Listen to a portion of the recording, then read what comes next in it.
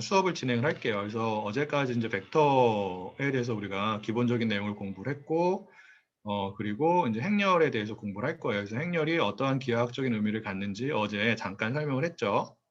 그래서 행렬은 기하학적으로 생각을 하면 공간상에 있는 하나의 점, 즉 벡터를 다른 점으로 이동시키는, 즉 변환하는 역할을 한다라고 얘기를 했고, 그러한 변환이 어떠한 종류의 변환이라고요? 선형 변환이라고 얘기를 했어요. 그래서 구체적으로 선형 변환이 무엇을 의미하는지, 어떻게 디파인이 되는지 조금 이따가 설명을 하도록 하겠습니다.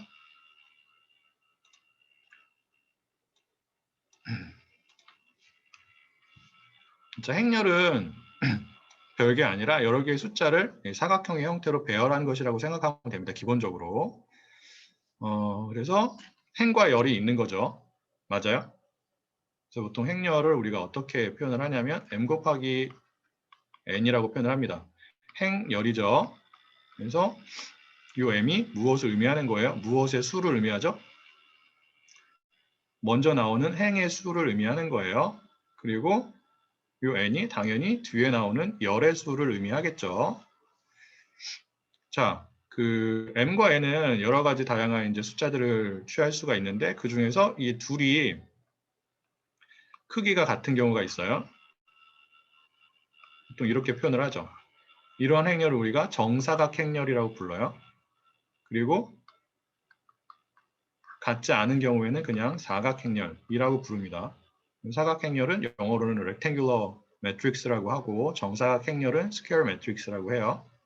그래서 여기서는 A라고 하는 2 곱하기 2 형태의 정사각 행렬을 보여주고 있죠. 그리고 2 곱하기 2이기 때문에 행이 몇 개예요? 이렇게 2개 있는 거고 열이 몇 개예요? 2개가 있는 거예요. 그리고 원소는 몇 개가 있어요?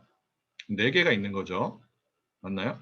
그래서 이게 첫 번째 원소, 두 번째 원소, 세 번째 원소, 네 번째 원소 이렇게 표현이 되는데 행렬에서는 좀 더 정확하게는 얘는 0,0에 위치하는 원소라고 표현을 하고요. 얘는 0,1에 위치하는 원소, 얘는 1,0, 얘는 1,1에 위치하는 원소라고 표현을 합니다. 그래서 보통 이렇게 표현을 하죠. i,j. 그래서 i 0,0이 얼마가 되는 거예요? i랜다. a 0,0이 첫 번째 원소인 1이 되는 거죠. 그래서 이런 식으로 표현한다라는 것을 여러분들이 알고 있으면 되고요. 그 다음에 이렇게 표현하는 경우도 있어요. 마지막에 얘네들을 보면 행도 마찬가지지만 일단 열 기준으로 설명을 할게요. 그래서 열 기준으로 보면 얘랑 얘가 되는 거죠. 얘네 각각이 무엇으로 간주가 될 수 있는 거예요? 얘네들은 무엇으로 간주가 될 수 있을까요? 첫 번째 열과 두 번째 열. 벡터로 간주가 될 수 있는 거예요. 맞아요? 네. 벡터 중에서도 종벡터로 간주가 될 수가 있는 거죠. 그래서 벡터는 다시 한번 말하지만 여러 개의 숫자들을 일렬로 배열한 것인데 그러한 숫자들을 가로로 배열했으면 우리가 이제 횡벡터라고 하고 그리고 세로로 나열했으면 종벡터라고 하는데 우리가 일반적으로 얘기하는 벡터는 종벡터라고요? 횡벡터라고요?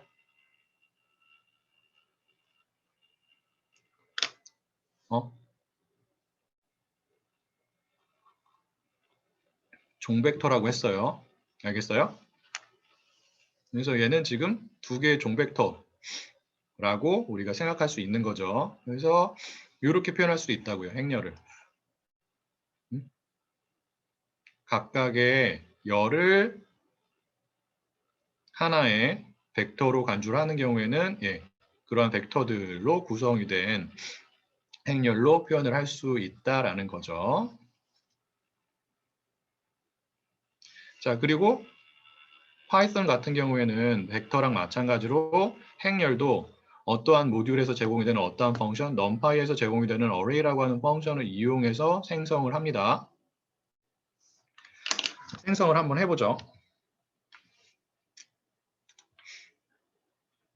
그래서 제가 나눠준 주피터 노트북 파일 중에서 matrix examples라고 하는 파일이 있어요. 이 파일을 보면 있죠. 제가 나눠줬죠? 아닌가요? 안 줬어요? 이 파일은 있죠. 네. 그래서 넘파일을 임포트를 하고요. 요거는 뭐 필요 없어요. 이건 이제 벡터랑 관련된 거니까. 이렇게 이제 행렬을 생성하면 됩니다. 그래서 어레이 펑션을 사용하는 거고 역시나 마찬가지로 행렬 데이터를 어떠한 형태로 어레이 펑션의 인자로 전달하면 되냐면 예, 리스트 형태로 전달하면 돼요. 그래서 여기 보면은 이제 각각의 행이 하나의 리스트가 되는 거고 걔네들을 또 다른 대괄호 스퀘어 브래킷으로 묶은 형태가 되는 거예요. 이렇게 입력하면 되고요. 이렇게 해도 상관이 없어요. 이렇게 입력을 해도 상관이 없는데 그냥 우리가 익숙한 형태로 행렬을 만들기 위해서 이렇게 엔터를 쳐가지고 두 번째 행을 밑으로 내려서 입력을 한 겁니다. 이게 이제 우리의 관점에서 사람의 관점에서 보기에 어떠한 형태의 행렬인지를 표현하기에 더 적합한 방법이어서 이렇게 한 거예요. 그래서 shape이라는 키워드를 사용을 해보면 2,2가 나왔죠. 그래서 얘는 2 곱하기 2 행렬이라는 것을 의미하는 거고요. 그리고 여러분들이 특정한 행이나 특정한 열을 추출을 할 수가 있는데 그때 사용할 수 있는 방법이 슬라이싱 방법을 사용하면 돼요. 보면은 콤마를 기준으로 이 앞에는 지금 콜론 사인을 입력을 했죠. 뒤에는 0이라고 하는 인덱스 번호를 입력을 한 거예요. 그래서 이렇게 해서 우리가 몇 번째 칼럼을 지금 추출을 하고 있냐면 이 앞에는 행을 의미해요. 콤마 앞에는 행을 의미하는 거고 뒤에는 열을 의미합니다. 그래서 이 콜론은 뭐예요? 무엇을 의미해요? 모든 원소를 다 추출하겠다라는 것을 의미하는 거죠. 여러분들 인덱싱 배웠죠? 슬라이싱이랑 리스트 배울 때 똑같아요. 그래서 앞에가 행을 의미하기 때문에 모든 행은 다 추출을 하는 거예요. 맞아요? 첫 번째 행과 두 번째 행은 다 추출을 한다고요. 근데 어떠한 열에 대해서만 몇 번째 열에 대해서만 이게 이제 열을 의미하기 때문에 인덱스 번호 0에 해당하는 열인 첫 번째 열에 대해서만 우리가 모든 행의 원소들을 다 추출을 하는 거예요. 즉 첫 번째 열만 추출을 하는 거죠. 그럼 이렇게 리턴이 됩니다.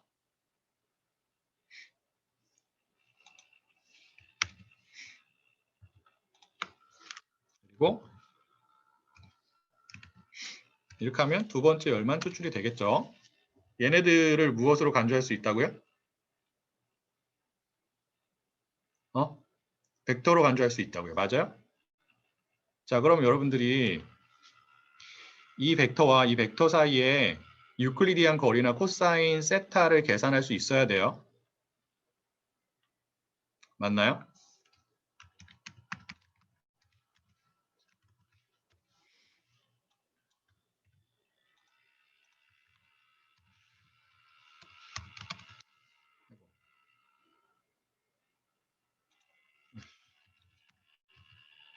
이거였나요?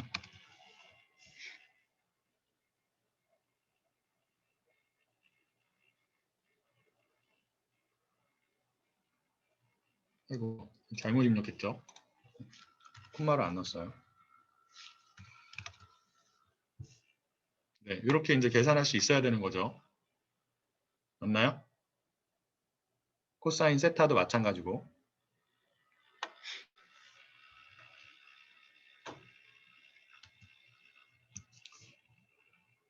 자, 그래서 행렬 관련해서 이제 기본적인 연산 방법에 대해서 간략하게 설명을 할게요. 이거는 고등학교 때 다 배운 거니까 그리고 여러분들이 잘 기억을 하고 있을 테니까 간략하게 그냥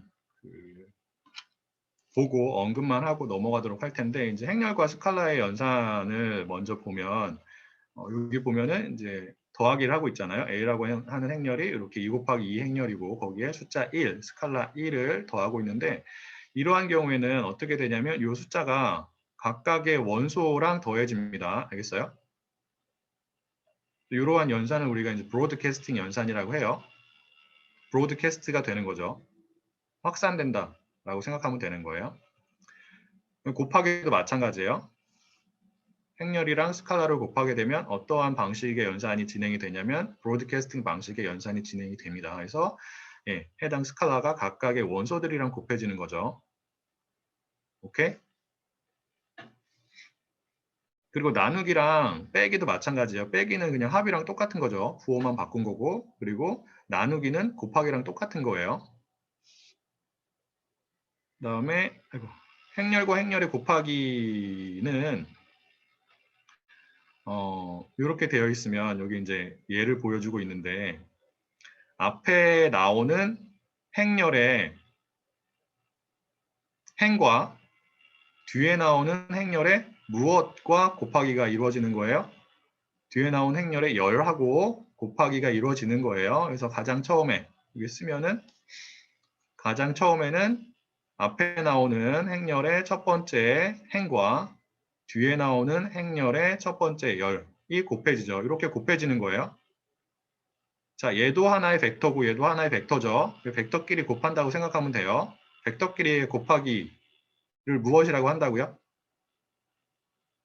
뭐 여러 가지 방식이 있는데 여기서는 내적이 사용이 됩니다.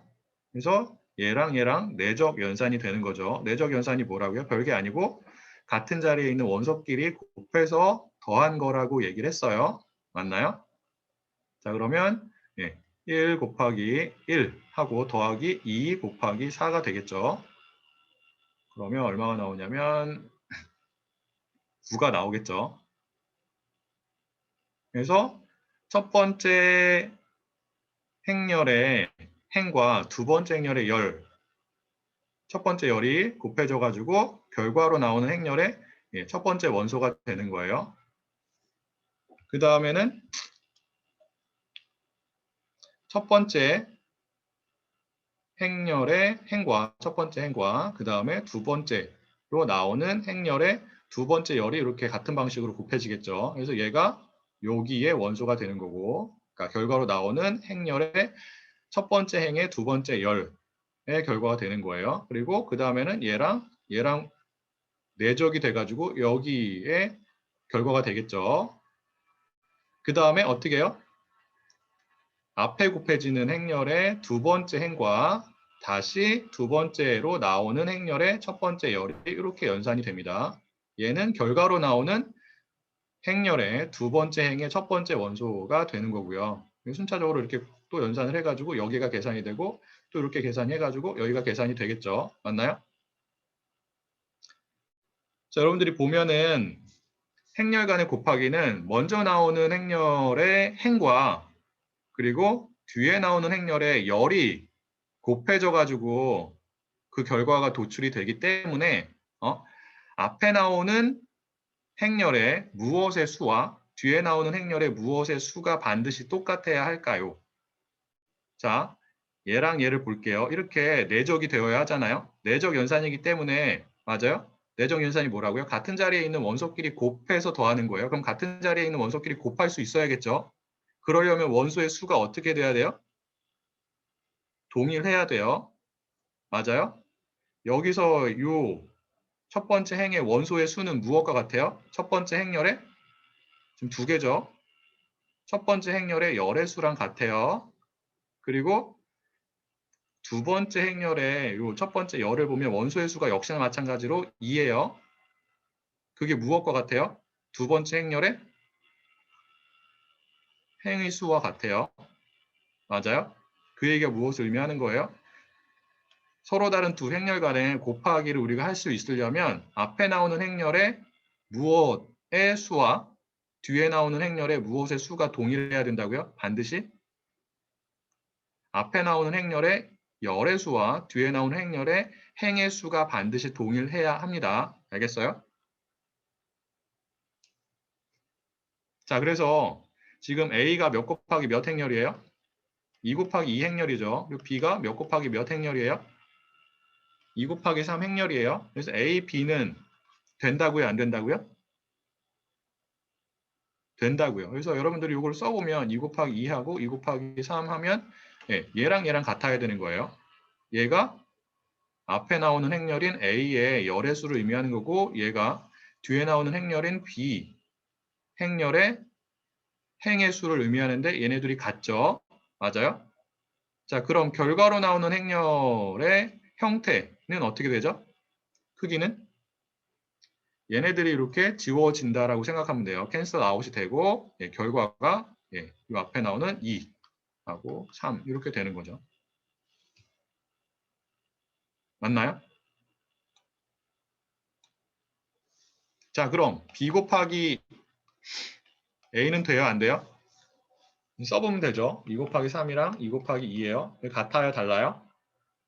달라요. 그럼 돼요? 안 돼요? 안 돼요. 내적 연산을 하는데 원소의 수가 다르다고요. 앞에 거는 3개가 있는 거고 뒤에 거는 2개가 있는 거예요. 그래서 같은 자리에 원소끼리 곱할 수가 없어요. 그래서 내적 연산이 안 돼요. 오케이? 그래서 이 얘기가 무엇을 의미하는 거예요? 요거죠, 요거. 행렬의 곱하기 같은 경우에는 교환 법칙이 성립이 된다고요? 안 된다고요? 안 된다고요. 교환 법칙이 뭐예요? 얘네들을 바꿔도 순서를 바꿔도 그 결과가 동일한 경우에 이제 교환 법칙이 성립한다라고 얘기를 하는 거잖아요. 근데 여기서는 성립하지 않는 거예요. 그래서 여러분들이 잘 기억을 해야 되고. 그리고 파이썬에서는 역시나 마찬가지로 다시라고 하는 펑션을 사용해서 여러분들이 행렬 간의 곱하기를 쉽게 수행을 할 수 있고요. 그리고 골뱅이 표현을 사용할 수도 있어요. 행렬 간의 곱하기를 하기 위해서 행렬이랑 벡터 간의 곱하기를 해도 마찬가지죠. 여기서는 그냥 닷 펑션만 사용을 할게요. 그리고 이렇게 할 수도 있고 이렇게 할 수도 있다라고 얘기를 했습니다. 저는 주로 이 방법을 많이 써요. 여러분들은 이 방법을 써도 돼요. 그래서 직접 한번 해보면 이제 B라고 하는 2 곱하기 3의 행렬을 역시나 마찬가지로 array 펑션을 가지고 만듭니다. 그리고 numpy에서 제공이 되는 다시라는 펑션을 사용을 해서 a 곱하기 b를 하게 되면 이렇게 나오는 거고요. b 곱하기 a를 하게 되면 안 되죠. 맞아요. 그래서 이렇게 디멘션이 다르다라고 에러 메시지가 나왔습니다. 즉, 첫 번째로 나오는 행렬, B 행렬의 열의 수와 두 번째로 나오는 행렬인 A 행렬의 행의 수가 다른 거죠. 그래서 열의 수가 3이고 행의 수가 2이기 때문에 곱하기 연산이 안 되는 거예요.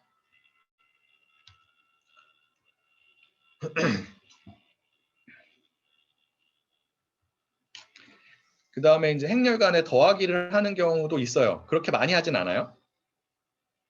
많이 하진 않지만 하는 경우도 있어요. 이제 더하기를 하려면 혹은 빼기도 마찬가지고 합이나 차를 하려면 서로 다른 두 개의 행렬이 형태가 동일해야 돼요. 형태가 다르면 더하기나 빼기를 할 수가 없어요. 행렬은. 알겠죠? 이렇게 더하면 돼요. 그러면은 같은 자리에 있는 원소끼리 더해지는 거죠. 혹은 빼지거나. 그래서 이러한 연산을 우리가 element wise 원소별로 수행이 된다라고 해가지고 element wise operation이라고 얘기를 합니다. 이거는 너무 당연한 얘기고. 근데 형태가 다르면 된다고요? 안 된다고요? 안 돼요. 더하기가. 알겠죠?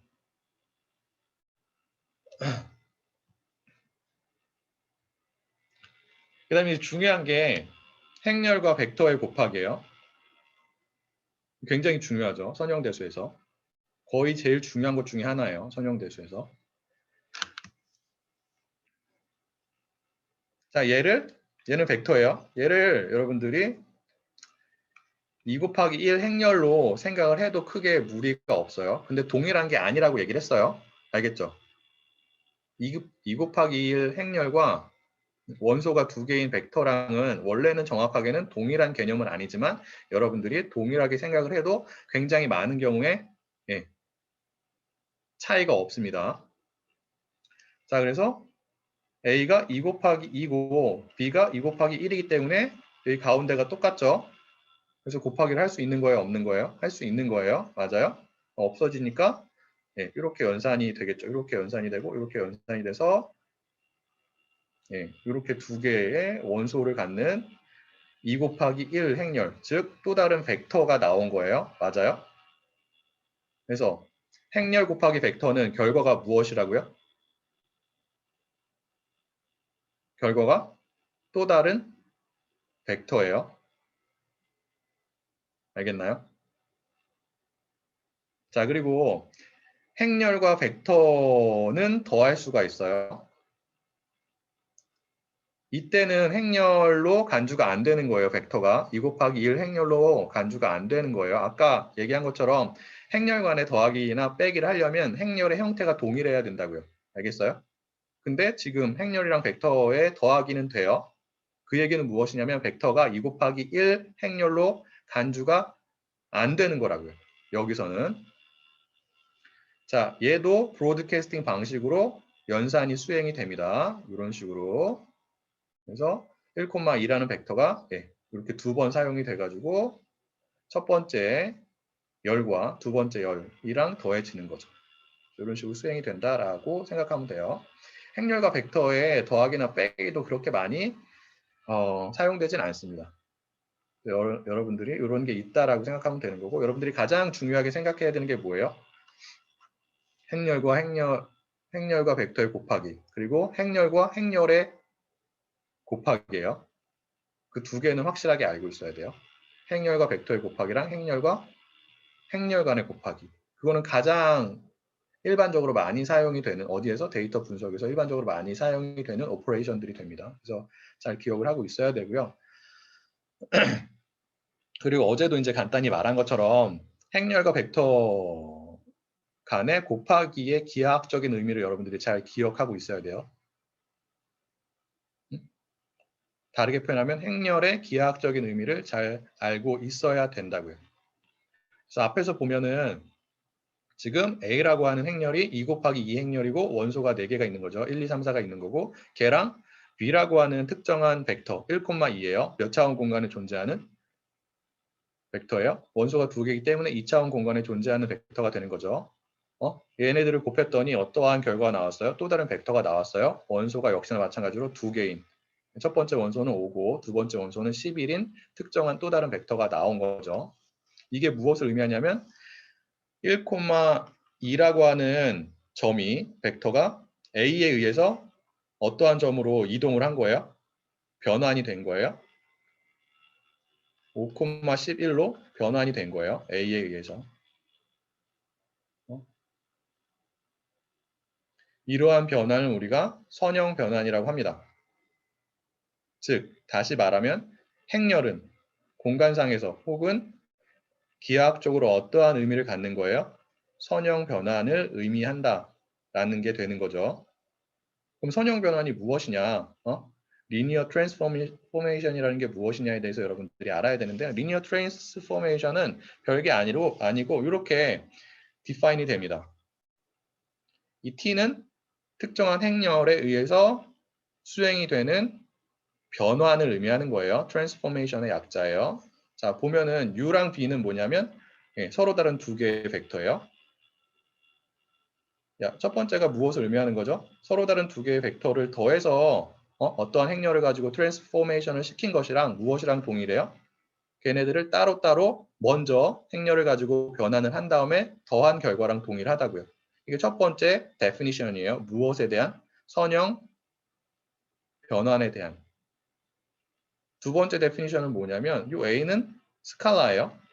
상수라고 생각할 수 있는 거죠. 혹은 실수라고 생각할 수 있는 거예요. 어떠한 벡터에 U라고 하는 벡터에 상수를 곱해서 행렬을 가지고 트랜스포메이션을 한 결과는 무엇과 동일하다? U라고 하는 벡터를 먼저 행렬을 가지고 트랜스포메이션 시킨 다음에 상수 A를 곱한 결과랑 동일하다라는 것을 의미하는 거죠. 이 두 개를 만족시키는 변화는 우리가 무슨 변환이라고 한다고요?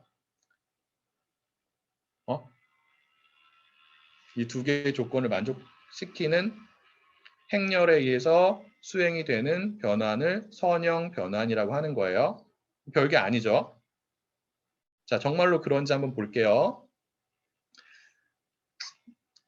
구체적인 예를 한번 들어보도록 하겠습니다. 그래서 U라고 하는 벡터가 1,1이고 B라고 하는 벡터가 1,2라고 가정을 할게요. 그래서 요거를 먼저 수행을 해보죠. 무슨 벡터를 가지고, 무슨 행렬을 가지고 A라고 하는 2 곱하기 2 행렬을 가지고. 자, 그러면 U 더하기 B를 해야겠죠. 벡터 간의 더하기는 같은 자리에 있는 원소끼리 더하면 되는 거예요. 그럼 어떻게 되는 거예요? 2,3이 되겠죠. 얘를 가지고 행렬 A를 적용하게 되면 얼마가 나오죠? 몇 코마 몇이 나와요? 여러분들이 직접 한번 해볼래요?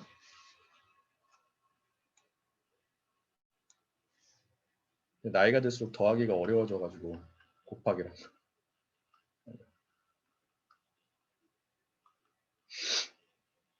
하면은 8이고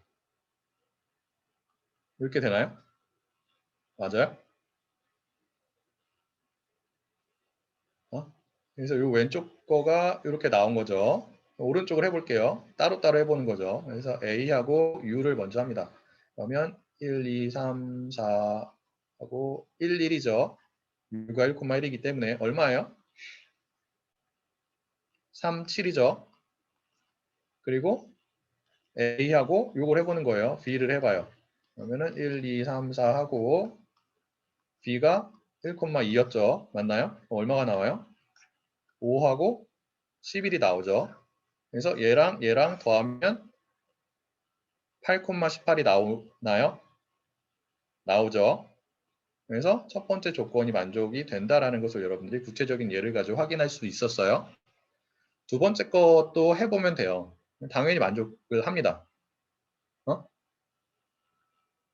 그래서 이러한 조건을 만족하는 변환을 우리가 이제 선형 변환이라고 하는 거고, 그래서 선형 대수에서 행렬이 수행하는 것이 벡터를 다른 벡터로 이동하는 역할을 하는데, 즉 변환의 역할을 하는데, 이제 그러한 변환의 종류가 선형 변환이 된다라는 거예요. 여러분들이 이제 잘 기억하고 있으면 됩니다. 알겠나요?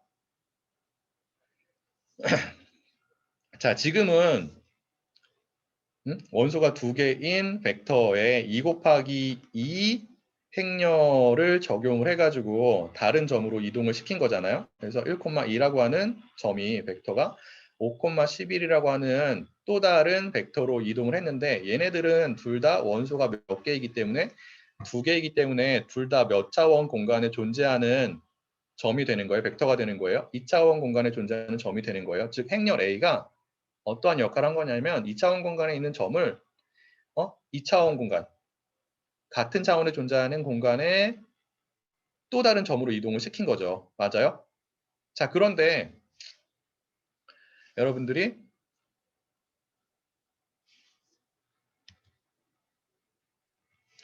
B라고 하는 행렬이 있다고 가정을 할게요. 얘는 이렇게 되어 있어요. 1, 2, 3, 4, 5, 6 3 곱하기 2죠. 맞나요?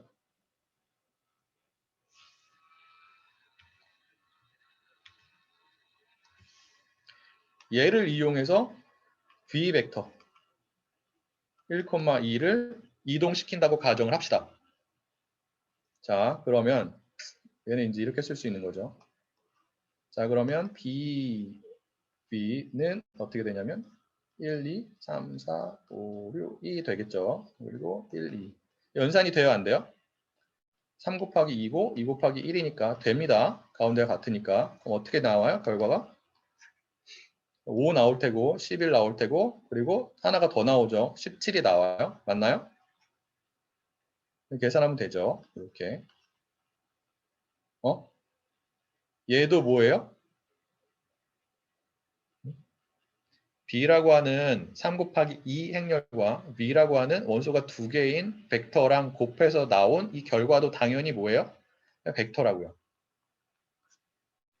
근데 원소가 몇 개예요? 원소가 3개죠. 그럼 얘는 몇 차원 공간에 존재하는 하나의 점이에요? 3차원 공간에 존재하는 하나의 점이에요. 자, 여러분들 여기서 확인할 수 있는 게 뭐예요?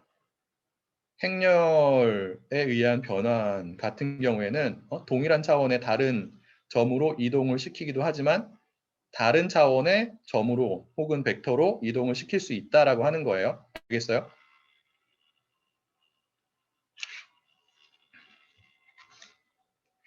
그래서 여기서는 2차원에 존재하는 벡터를 3차원으로 이동을 했죠. 그리고 만약에 n 곱하기 2라고 하는 행렬을 사용하게 되면 2차원 공간에 존재하는 점을 몇 차원 공간의 점으로 이동시키게 되는 거죠? n 곱하기 2를 사용하게 되면 행렬로 변환을 위해서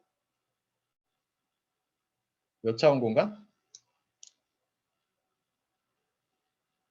네, n 차원이죠. 그리고 n이 만약에 2보다 크다라고 가정을 하면 저차원에 존재하는 점을 고차원으로 이동하는 역할을 하는 거예요. 무엇이요? 행렬이요. 자, 데이터 분석에서도 저차원에 있는 벡터가 무엇을 의미한다고요? 데이터 분석에서는 하나의 벡터가 하나의 관측치를 의미하는 거죠. 맞아요? 우리의 데이터셋에 존재하는 하나의 관측치를 의미합니다. 하나의 벡터가. 그러한 관측치를 의미하는 벡터가 저차원 공간에 있다라고 가정을 하죠. 근데 얘를 고차원으로 보낼 수도 있고 반대로 고차원에 존재하는 벡터를 저차원으로 보낼 수도 있어요. 데이터 분석에서 이러한 방법이 종종 사용이 됩니다. 자, 그래서 관측치를 나타내는 벡터를 저차원에서 고차원으로 보내거나 고차원에서 저차원으로 보낼 때 무엇이 사용이 된다고요? 무엇을 사용을 한다고요? 벡터를 이동시키는 역할을 하는, 벡터를 변환하는 역할을 하는 행렬이 사용이 된다고. 알겠어요? 이러한 개념을 잘 알고 있어야지만 여러분들이 이러한 방법이 사용이 되는 기계학습 알고리즘을 잘 이해할 수 있어요. 이러한 방법이 사용이 되는 대표적인 기계학습 알고리즘이 무엇일까요? 딥러닝이 나오기 전에 가장 많이 사용이 되던 전통적인 기계학습 알고리즘 중에 하나입니다. SVM이에요. 정현 학생은 공부를 많이 했네요. 아닌가요? 자, SVM을 보면 SVM이 뭐냐면 서포트 벡터 머신이에요. 서포트 벡터 머신은 보통 일반적으로 그 분류의 문제에 사용이 됩니다. 데이터 포인트들을 종속 변수에 따라서 서로 다른 그룹으로 나눠주는 작업을 우리가 이제 분류 작업, 그리고 그런 문제를 분류의 문제라고 합니다. 대표적인 게 뭐 어떠한 환자가 폐암에 걸렸는지 그렇지 않은지를 분석하고자 할 때도 이제 분류의 문제가 되는 거죠. 사람들을 두 개의 그룹으로 분류를 하는 거잖아요. 폐암에 걸린 사람들과 그렇지 않은 사람들로. 그래서 이러한 분류의 문제에 사용이 되는 대표적인 전통적인 기계학습 알고리즘이 SVM이에요. 서포트 벡터 머신인데 얘를 그림으로 잠깐 보여줄게요.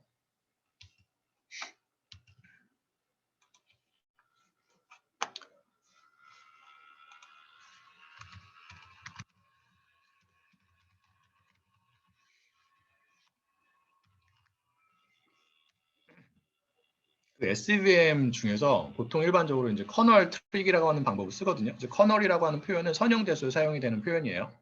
그러니까 커널은 가장 간단하게 말하면 저차원에 있는 벡터들을 고차원으로 일단 보낸 다음에 고차원에서의 벡터들 간의 내적을 계산하는 방법이에요.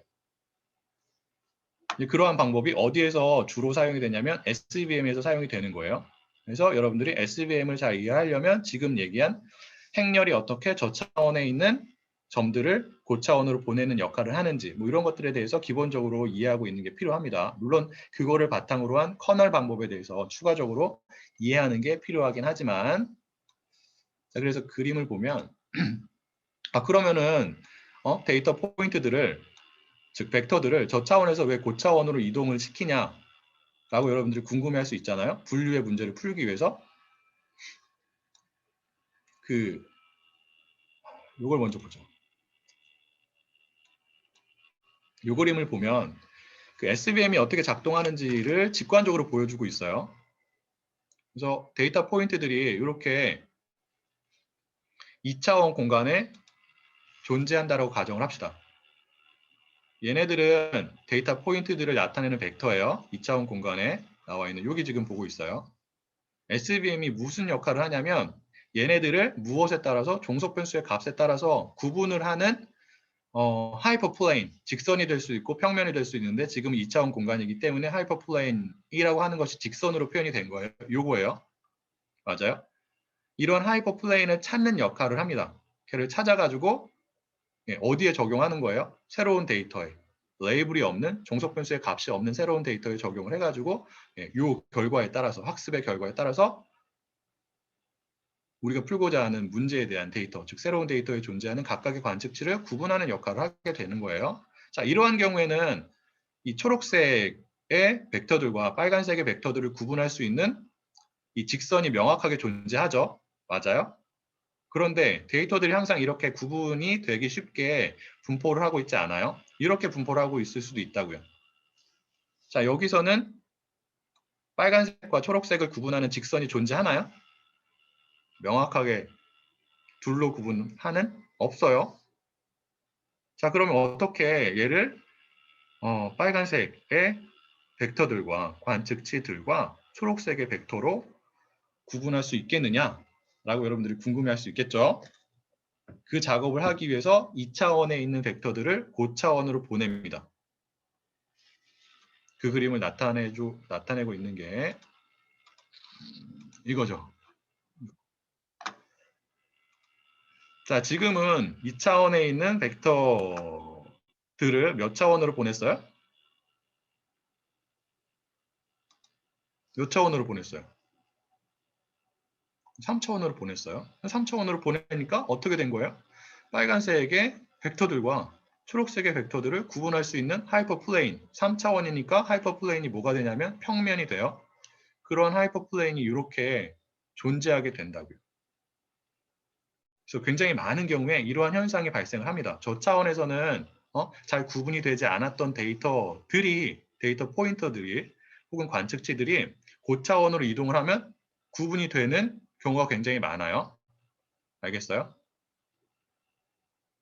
그래서 SVM에서는 데이터를 종속변수의 값에 따라서 다른 그룹으로 구분하기 위해서 저차원에 있는 데이터 포인트, 즉 벡터들을 그대로 사용하는 게 아니라 고차원으로 보내서 구분을 하게 됩니다. 그래야지만 성능이 훨씬 더 좋아지기 때문에 굉장히 많은 경우에 그래서 이럴 때 사용이 되는 방법이 뭐라고요? 커널 방법인데 커널 방법은 어떠한 원리를 기본으로 하고 있냐면 바탕으로 하고 있냐면 아까 제가 얘기한 행렬이 하는 역할, 저차원에 있는 벡터를 고차원으로 보내는 역할을 토대로 하고 있습니다. 커널을 다시 한번 얘기하면 나중에 시간이 되면 제가 추가적으로 설명을 할 건데 얘는 저차원에 있는 벡터들을 일단 고차원으로 보내요. 첫 번째로 하는 게 고차원으로 보내요. 그 다음에 그 고차원에서 존재하는 이러한 벡터들, 여기죠, 여기겠죠. 벡터들 간의 내적을 계산을 합니다. 이게 커널 펑션이 하는 역할인데 이 커널 펑션은 이 고차원으로 보내는 거를 직접적으로 하지 않아요. 자, 굉장히 많은 점들이 있는 경우에 얘네들을 일일이 먼저 고차원으로 보낸 다음에 거기에서 내적을 구하려면 시간이 굉장히 오래 걸리겠죠. 그런데 커널 펑션을 사용을 하면 어떠한 효과가 있냐면 저차원에 있는 점들을 고차원으로 이동을 직접 하지 않고서도 고차원으로 이동한 다음에 그 고차원에서 존재하는 벡터들 간의 내적을 계산하는 효과가 있어요. 즉 고차원으로 일일이 보내지 않고서도 고차원 상에서의 벡터들 간의 내적을 계산할 수 있다고요. 속도가 훨씬 더 빨라요. 커널 펑션을 사용하면. 벡터들을 일일이 하나씩 일단 먼저 고차원으로 보낼 필요가 없다고요. 그래서 커널 펑션을 사용을 합니다. 요거는 나중에 기회가 되면 얘기를 하도록 하죠. 그래서 여러분들이 SVM이라고 하는 전통적인 기계학습 알고리즘을 잘 이해하기 위해서는 커널 펑션의 역할을 이해하는 게 필요한데 커널 펑션 같은 경우에는 다시 한번 얘기하지만 저차원에 있는 벡터들을 고차원으로 직접적으로 이동하지 않고서도 고차원상에 존재하는 벡터들 간의 내적을 쉽게 계산할 수 있는 방법이다 라고 알고 있으면 돼요. 어쨌든 지금은 중요한 게 무엇이냐면 행렬의 역할이죠. 그리고 행렬의 기하학적인 의미를 여러분들이 잘 기억하고 있는 게 중요합니다.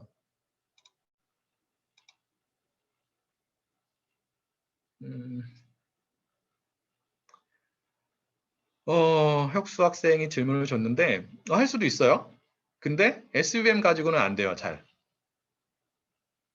할 수도 있는데 잘 안 돼요. 기본적으로 SVM은 하이퍼플레인, 직선이나 평면을 사용해가지고 데이터 포인트들을 구분하는 거기 때문에 곡선으로 구분될 수 있는 데이터들은 잘 분류가 안 되는 문제가 있어요.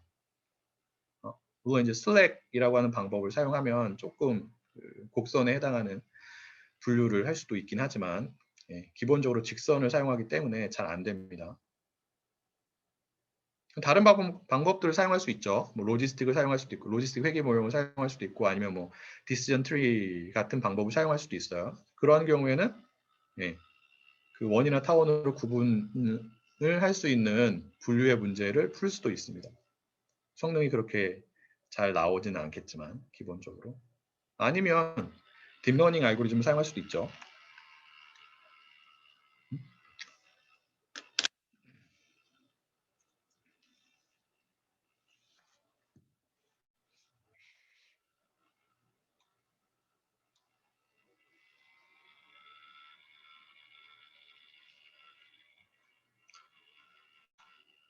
혹시 여기까지 뭐 다른 질문 있을까요?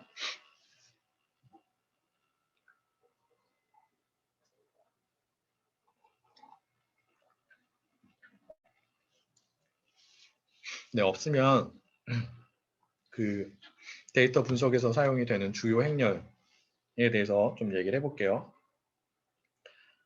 그래서 여러분들이 먼저 이제 기억을 해야 되는 행렬이 무엇이냐면 대각 행렬이에요. 대각 행렬은 별게 아니죠. 이렇게 이제 행렬이 있으면 대각 성분, 대각 성분이죠. 이게 대각 성분들의 값만 0이 아니고 나머지 원소들의 값이 0인 행렬을 우리가 대각 행렬이라고 합니다. 별게 아니에요. 보통 대각 행렬을 얘기할 때는 정사각 행렬을 우리가 얘기를 하는데, 생각을 하는데 정사각 행렬이 아닌 경우에도 대각 행렬이 존재할 수 있어요. 실제 데이터 분석에서는 많은 경우에 정사각 행렬에 대해서만 우리가 대각 행렬을 얘기를 합니다. 그리고 대각 행렬의 특성을 보면은 자, 대각 행렬끼리 곱해 볼게요. 자기 자신하고 두 번 곱했죠. 그래서 D라고 하는 대각 행렬이 이렇게 곱해진 거예요. 그럼 어떠한 결과가 나오냐면 이러한 결과가 나옵니다. 그래서 같은 자리에 있는 원소끼리 곱한 결과가 나온 거죠. 즉 자기 자신을 또 곱한 거기 때문에 제곱의 형태로 이렇게 나올 수가 있는 거예요. 그리고 얘는 이렇게 표현이 될 수 있는 거죠. 그래서 몇 승을 하더라도 동일한 결과가 나오게 됩니다. 그러니까 동일한 결과라기보다는 동일한 형태로 적용이 될 수 있는 거죠. 이런 식으로. 그래서 대각 성분에 n승을 해주면 돼요. d를 n번 곱한 결과는 d의 n승이 되는 거고 그 결과는 각각의 대각 성분을 n승을 한 것과 동일하다라는 거예요. 그래서 이러한 특성을 여러분들이 기억을 하고 있으면 되고요. 그 다음에 대각 행렬과 벡터를 곱하는 경우에도 자 그래서 D라고 하는 요 이제 4 곱하기 4 대각 행렬과 X라고 하는 원소가 4개인 3, 2, 2, 7이라고 하는 특정한 원소들을 갖고 있는 벡터가 곱해진 거죠. 그래서 곱하면 어떠한 결과가 나오냐면 이러한 결과가 나와요. 그래서 행렬이랑 벡터를 곱해서 결과로 나오기 때문에 얘도 당연히 벡터가 되는 거죠. 그 벡터의 원소들의 값을 보면 어떻게 된 거예요? 같은 자리에 있는 원소끼리 곱해진 결과가 된다고요. 즉, 첫 번째 대각 원소랑 첫 번째 원소랑 곱해서 결과로 나오는 벡터의 첫 번째 원소가 되는 거고요. 그리고 두 번째 대각 원소랑 두 번째 그 벡터의 두 번째 원소랑 곱해져가지고 결과로 나오는 벡터의 두 번째 원소가 되는 겁니다. 그래서 이런 식으로 연산이 된다라고 하는 특성을 갖고 있다라는 것을 여러분들이 기억하고 있으면 좋을 것 같아요. 그 다음에 그 대각 행렬 중에서 대각 성분이 그 값이 1인 대각 행렬이 있어요. 대각 원소의 값들이 1인 그러한 행렬을 우리가 무슨 행렬이라고 부르냐면 단위 행렬이라고 부릅니다. 그래서 영어로는 유닛 매트릭스 혹은 아이덴티티 매트릭스라고 하는 거죠. 그래서 이렇게 된 거예요. 그리고 i라고 보통 표현을 합니다. 그 다음에 이제 숫자를 이렇게 보통 붙이게 되는데 얘는 무엇을 의미하냐면 대각 성분의 개수를 의미하는 거죠. 정사각 행렬인 경우에는 행의 수나 열의 수를 의미하기도 합니다. 그래서 보통 이렇게 표현을 하죠. 그래서 얘는 단위 행렬이에요. 이렇게 다 0이죠. 그리고 대각성분의 개수가 몇 개인 단위 행렬을 의미하는 거예요. n개인 단위 행렬을 의미합니다. 맞나요? 자, 단위 행렬의 중요한 특성은 여러분들이 다 알고 있겠지만 뭐냐면 행렬이나 그러니까 단위 행렬과 다른 행렬을 곱하거나 단위 행렬과 어떠한 벡터를 곱했을 때 그 결과가 뭐가 되는 거예요? 원래 행렬이나 원래 벡터가 되는 거죠. 결과가 바뀌지 않아요. 알겠어요? 자, 그래서 단위 행렬이랑 벡터랑 곱하면 자기 자신이 나오는 거잖아요. 그래서 우리가 그 단위 행렬을 어떠한 행렬로 생각할 수가 있냐면 여기 나와 있는 것처럼 단위 행렬에 의해서 행해지는 변화는 벡터를 움직이지 않는 변환이다 라고 생각할 수 있죠. 기하학적인 의미를 생각해 보면. 맞나요? 자, 그리고 파이썬에서는 이 i라고 하는 펑션을 사용해서 우리가 특정한 형태의 대각 행렬을 쉽게 생성할 수가 있습니다. 그래서 i라고 하는 펑션에 특정한 숫자를 입력하게 되는데 이 숫자는 무엇을 의미하냐면 우리가 생성하고자 하는 대각 행렬의 원소의 그 대각 성분, 대각 원소의 수가 되는 거예요. 그래서 지금은 대각 원소의 수가 3인 단위 행렬을 생성을 하는 거죠. 그래서 이 i는 이 i를 의미합니다. 음만 똑같게 해가지고 눈이라고 하는 그 펑션을 사용을 한 거예요. 이름을 사용을 한 거죠. 생성을 해보면 나와 있는 생성을 해보면 되죠. 어딨지? 이건 없네요. 여기 있네. 그래서 대각 성분이 2개 있는 단위 행렬은 이런 식으로 이제 쉽게 생성을 할 수가 있는 거죠. 이렇게.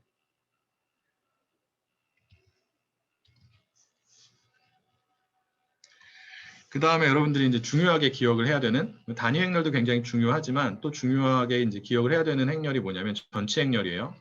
그래서 우리가 영어로는 트랜스포즈 매트릭스라고 하는데 전체 행렬은 별게 아니라 원래의 행렬의 행과 열을 바꾼 행렬을 우리가 원래 행렬의 전체 행렬이라고 합니다. 그래서 행과 열을 바꿨다는 게 무엇을 의미하냐면 원래 행렬이 갖고 있는 행이 무엇으로 바뀐 거예요? 열로 바뀐 거죠. 그래서 첫 번째 행이 첫 번째 열이 되는 거고 두 번째 행이 두 번째 열이 되는 겁니다. 그래서 보면은 이게 이제 원래 행렬이죠. 근데 그거에 트랜스포즈를 취하게 되면 결과가 어떻게 나오냐면 원래 행렬의 첫 번째 행이 무엇이 되는? 여기 A11, A12, A13으로 되어 있죠. 얘가 전체 행렬의 무엇이 되는 거예요? 첫 번째 열이 되는 거예요. 그리고 두 번째 행이 무엇이 된다고요? 두 번째 열이 된다고요. 세 번째 행이 세 번째 열이 되겠죠. 그래서 원래 행렬의 행과 열을 바꾼 행렬을 우리가 무엇이라고 불러요? 전치 행렬이라고 불러요. 전치 행렬이 굉장히 중요한 역할을 합니다. 어디에서? 데이터 분석에서. 그래서 여러분들이 잘 알고 있어야 되고요. 파이썬에서는 어떠한 행렬, 이제 여기는 A라는 행렬을 사용하고 있는데 어떠한 행렬이 있으면 거기에 점을 찍고 그 다음에 T, 트랜스포즈를 의미하는 T를 적용하게 되면 해당 행렬, 여기서는 A라는 행렬의 전치 행렬을 쉽게 구할 수가 있어요. 한번 보죠. 그래서 A라는 행렬이 이렇게 있죠, 지금. 그래서 얘는 2 곱하기 2 행렬이에요. 그래서 1, 2, 3, 4라고 하는 서로 다른 4개의 숫자로 구성이 되어 있는 행렬이 되는데 여기에 점 T를 붙이게 되면 A라는 행렬에 어떤 행렬을 구할 수 있다고요? 전체 행렬을 구할 수 있다고요. 그래서 결과가 1, 3, 2, 4가 나왔죠. 그래서 첫 번째 행, A라고 하는 원래 행렬의 첫 번째 행이 트랜스포즈 매트릭스의 첫 번째 열이 된 거예요. 보면 맞아요? 그리고 두 번째 행이 두 번째 열이 된 거죠. 여러분들이 넘파이를 이용하면 파이썬을 이용하면 굉장히 쉽게 어떤 행렬의 트랜스포즈 행렬을 구할 수가 있습니다. 자, B는 지금 어떻게 되죠? 이렇게 되죠. 얘는 몇 곱하기 몇이라고요? 몇 곱하기 몇이에요? 2 곱하기 3이죠. 자, 그럼 B 행렬의 전체 행렬을 구하면 몇 곱하기 몇이 될까요? 행과 열이 바뀌는 거기 때문에 2 곱하기 3이니까 3 곱하기 2가 되는 거예요. 당연히. 그래서 예, B.T를 하게 되면 이렇게 바뀐 거죠. 그래서 보면은 역시나 마찬가지로 첫 번째 행이 첫 번째 열이 된 거고요. 두 번째 행이 두 번째 열이 된 겁니다.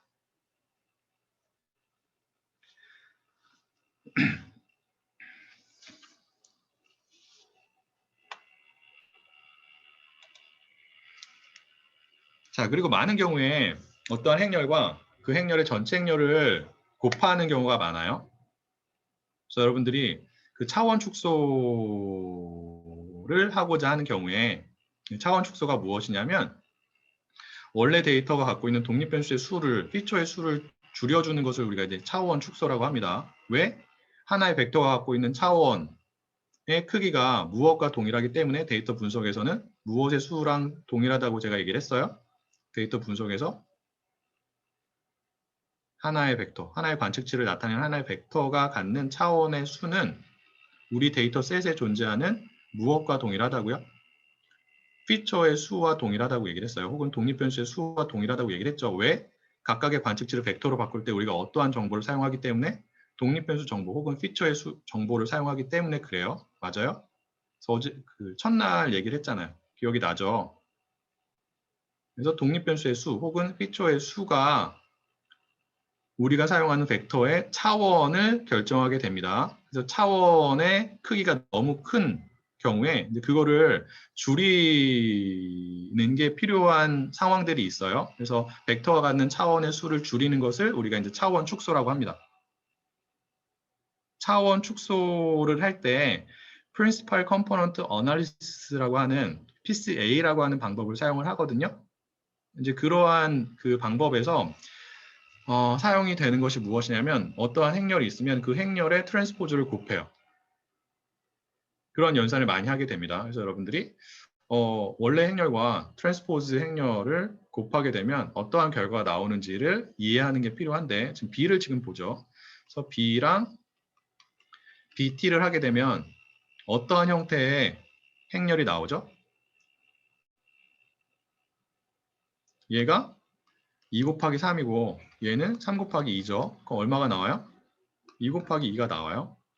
자, 그러면 BT랑 B를 곱하면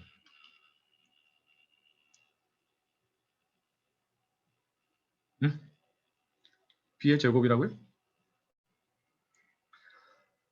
얘는 3 곱하기 2이고 2 곱하기 3이기 때문에 3 곱하기 3이 나와요. 알겠죠? 그래서 이렇게 곱하는 경우도 있고 이렇게 곱하는 경우도 있어요. 보통 이 연산을 더 많이 수행하긴 하지만 자, 그리고 여기서 텍스트 분석에 관심 있는 사람들 있어요? 텍스트 분석에 관심 있는 사람들. 자연어 처리나 텍스트 분석에 관심 있는 사람들. 네, 텍스트 분석을 할 때 여러 가지 이제 분석 방법들이 있는데 그 중에 터핑 모델링이라고 하는 방법이 있어요. 네. 토픽 모델링은 무엇이냐면 그 각각의 문서의 주제를 찾을 때 사용할 수 있는 방법이에요. 요즘에 많이 사용이 되는 방법이 LDA라고 하는 방법이 있어요. Latent Directly Allocation이라고 하는 방법이 됐는데 예전에 많이 사용이 됐던 방법이 LSI라고 하는 토픽 모델링 방법이 있어요.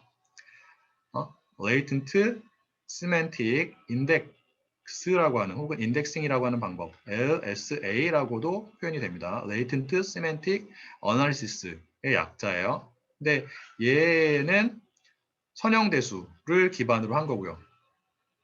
얘는 확률 중에서도 베이지안 추론 방법을 토대로 한 거예요. 근데 그 LSI가 이러한 방법을 사용을 합니다. 그래서 그 문서들에 대한 데이터를 보통 이제 우리가 어떠한 특정한 행렬로 표현을 하는데 X라는 행렬로 표현하는데 얘를 그대로 쓰는 게 아니라 여기에 XT, X 트랜스포즈를 곱해서 사용을 하고 얘를 이제 뭐 고유분해라고 얘를 이제 차원 축소를 하는 거죠. 차원 축소. 그래서 여러분들이 이제 탑픽 모델링 중에서 LSA나 LSI라고 하는 방법을 이해하기 위해서는 이러한 개념에 대해서 잘 알고 있어야 돼요. 그래서 결과로 나오는 것처럼 자기 자신이랑 해당 행렬의 트랜스포즈 행렬을 곱하면 그 결과는 반드시 어떠한 형태가 돼요?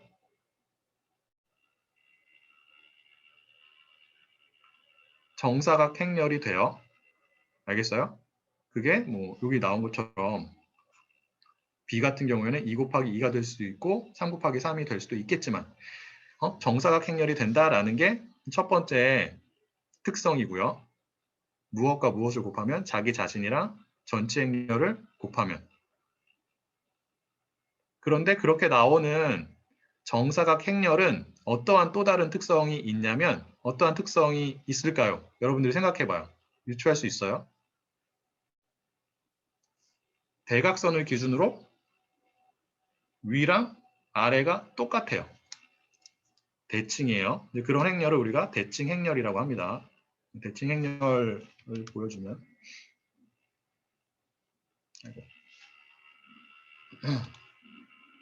네. 이러한 행렬이 대칭 행렬이 되는 거죠.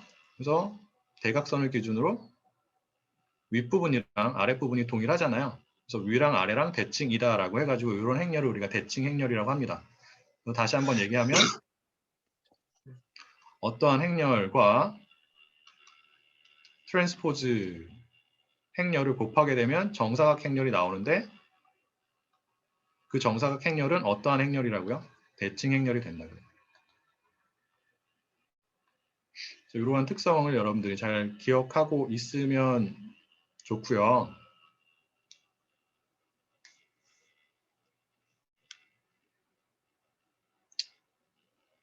네. 그래서 기본적으로 행렬 관련해서는 여러분들이 대각행렬이 무엇인지, 그 다음에 대각행렬 중에서 단위행렬이 무엇인지, 그리고 전체 행렬이 무엇인지, 그리고 전체 행렬이 어떠한 특성을 갖는지, 그 다음에 대칭 행렬이 무엇을 의미하는지 이러한 기본적인 개념들에 대해서 기억을 하고 있으면 됩니다.